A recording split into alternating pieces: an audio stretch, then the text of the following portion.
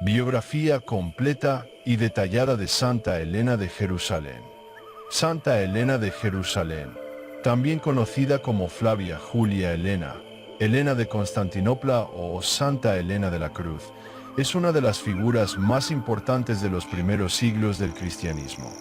Madre del emperador Constantino y el Grande, emperatriz del Imperio Romano y buscadora incansable de los lugares santos, su vida une la humildad más radical con el poder más absoluto de su tiempo. La Iglesia Católica la venera el 18 de agosto, la Iglesia Ortodoxa el 21 de mayo junto a su hijo, y es patrona de los arqueólogos, los conversos, los matrimonios difíciles y las emperatrices. 1. Orígenes humildes en Bitinia.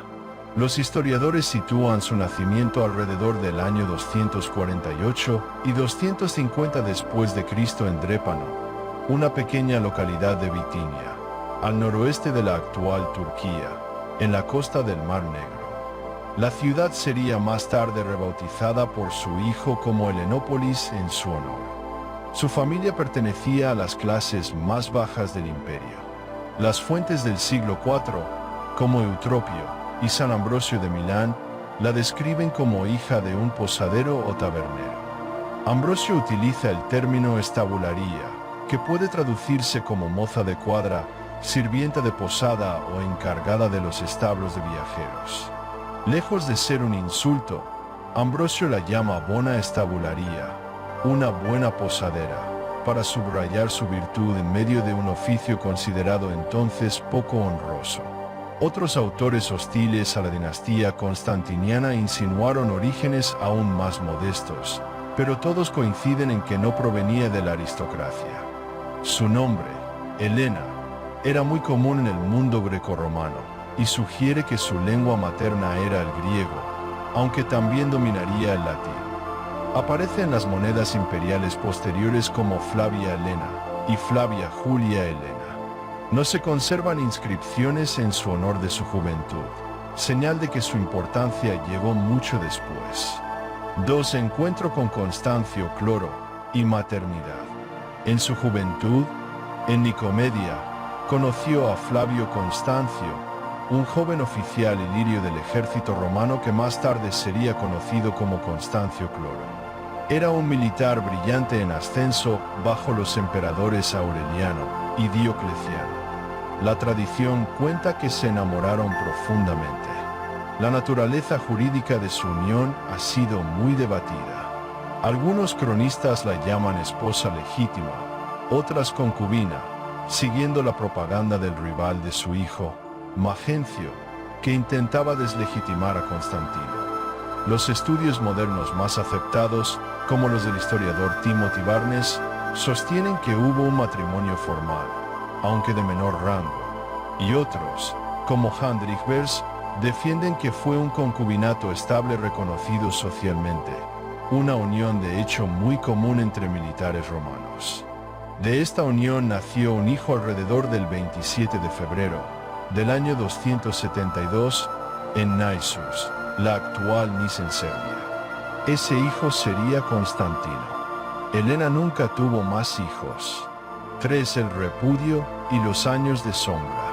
La carrera de Constancio fue meteórica. En el año 293, en el marco de la tetrarquía creada por Diocleciano, fue nombrado César de Occidente, segundo al mando del emperador Maximiano.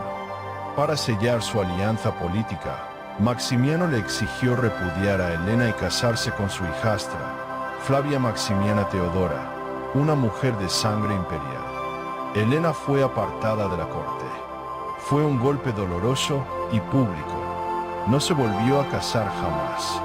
Durante casi 13 años vivió en un discreto segundo plano, probablemente en Tréveris y en Nicomedia, cerca de donde su hijo era educado en la corte de Diocleciano como una especie de rehén de honor.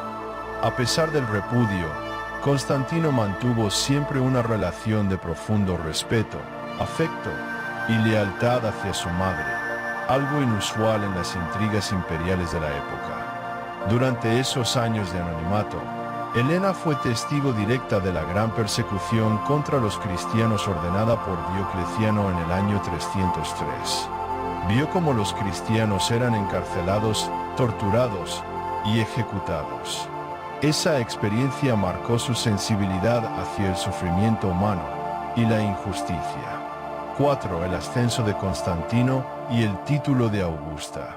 Todo cambió en el año 306, cuando Constancio Cloro murió en Eboracum, la actual York, en Britania. Sus tropas proclamaron inmediatamente a Constantino como nuevo Augusto. Comenzó así una guerra civil que culminaría en el año 312, con la famosa victoria del Puente Milvio, donde Constantino, según la tradición, vio una cruz luminosa en el cielo con la inscripción In hoc signo vinces. Con su hijo en el poder, Helena salió de la sombra. Constantino la llamó a la corte imperial, la instaló en Roma en los Ortii Espe y Veteris, una lujosa villa imperial que ella embelleció aún más, y le devolvió todos los honores. Primero le otorgó el título de nobilísima fémina, la mujer más noble, y en el año 324, después de derrotar a su último rival Licinio, y convertirse en único emperador, la nombró Augusta, emperatriz, el título femenino más alto del imperio. Además, le dio acceso libre al tesoro imperial para que dispusiera de él como quisiera. Lejos de usar esa inmensa fortuna para el lujo personal, Helena se distinguió por una vida de extraordinaria austeridad, piedad y caridad. Eusebio de Cesarea, su biógrafo contemporáneo, cuenta que se vestía con sencillez, acudía a la iglesia mezclada entre el pueblo, liberaba prisioneros, pagaba deudas, ayudaba a los pobres y donaba generosamente a las comunidades cristianas. Para muchos romanos, fue la imagen viva de la emperatriz cristiana. Es en este periodo cuando, por influencia de su hijo, abraza el cristianismo. Aunque algunas tradiciones dicen que ella convirtió a Constantino, los historiadores actuales coinciden en que fue al revés.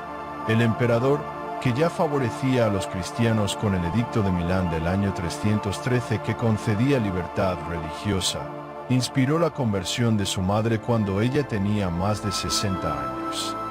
5. La gran peregrinación a Tierra Santa. Entre los años 326 y 328, con cerca de 80 años de edad, Helena tomó una decisión que cambiaría la historia de la arqueología y de la devoción cristiana. Emprendió una peregrinación a Palestina. Oficialmente era un viaje de devoción y de obras de caridad. Políticamente, también servía para afirmar la presencia de la nueva dinastía cristiana en el oriente del imperio. Recorrió toda la provincia, acompañada por el obispo Macario I de Jerusalén y un séquito imperial. Su generosidad fue inmensa, construyó hospicios, ayudó a los necesitados y ordenó localizar y embellecer los lugares sagrados de la vida de Jesús, muchos de los cuales habían sido ocultados o profanados durante siglos. Siguiendo la tradición, identificó el lugar de la Natividad en Belén y mandó construir allí la primera Basílica de la Natividad, que aún hoy es uno de los templos cristianos más antiguos en uso. En el Monte de los Olivos, donde se creía que Jesús había ascendido al cielo, ordenó levantar la iglesia de Eleona. También fundó iglesias en otros puntos de Asia Menor, como Sille, cerca de Konya. 6. El hallazgo de la Vera Cruz. El episodio más famoso de su vida es el descubrimiento de la Vera Cruz, la verdadera cruz de Cristo. Según la tradición recogida por Sócrates Escolástico, Sozomeno y Teodoreto, aunque no mencionada por Eusebio, Helena sabía que el emperador Adriano, en el siglo II, había mandado construir un templo dedicado a Venus sobre el Gólgota y el Santo Sepulcro para borrar la memoria cristiana del lugar. Helena ordenó demoler el templo pagano y excavar en el subsuelo. Tras días de trabajo, los obreros encontraron 3 cruces de madera, los clavos y el título, la tablilla que decía Jesús Nazareno, Rey de los Judíos. El problema era identificar cuál era la cruz de Cristo y cuáles las de los dos ladrones. La leyenda cuenta que el obispo Macario hizo traer a una mujer gravemente enferma de Jerusalén, o según otras versiones, el cadáver de un hombre que iba a ser enterrado. Al tocar las dos primeras cruces no ocurrió nada, pero al tocar la tercera, la mujer sanó instantáneamente o el muerto resucitó. Ese fue el signo del milagro. Elena, conmovida, dividió la cruz en tres partes. Una parte la dejó en Jerusalén, custodiada en la iglesia que mandó construir, la iglesia del Santo Sepulcro, consagrada en el 335.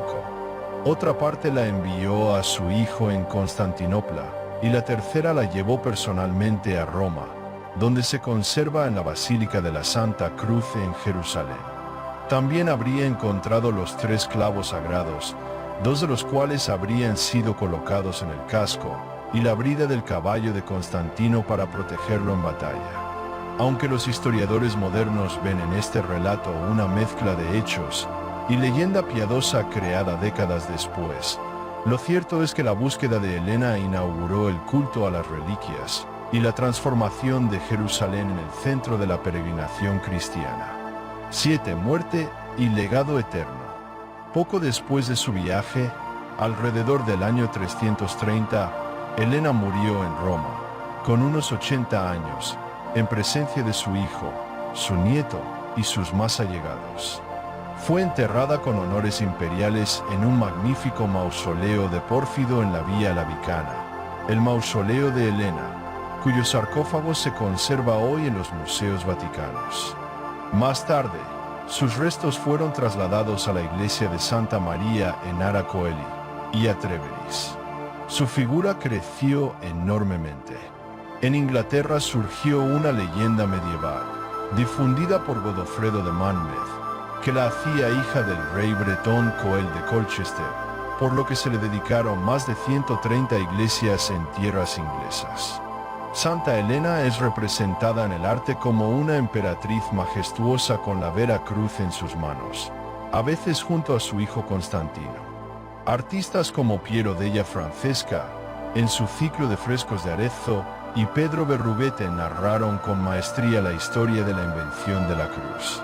Su vida es el testimonio de una mujer que pasó de la periferia social más absoluta a la cima del mundo, y que usó ese poder no para vengarse o enriquecerse, sino para buscar, construir y perdonar. De posadera a emperatriz, de repudiada a santa, su historia sigue siendo el símbolo de que la fe y la perseverancia pueden, literalmente, mover montañas de escombros para encontrar una cruz. Muchas gracias por visitar Biografías de Santos. Gracias por ver este video. Espero que lo que he compartido con ustedes sea de tu agrado y de ayuda. Compártelo con tus familiares y amigos para que el video llegue a más personas. Suscríbete y regálame un me gusta. Toca la campanita para que no te pierdas mis nuevas notificaciones. Recibe la bendición de Dios.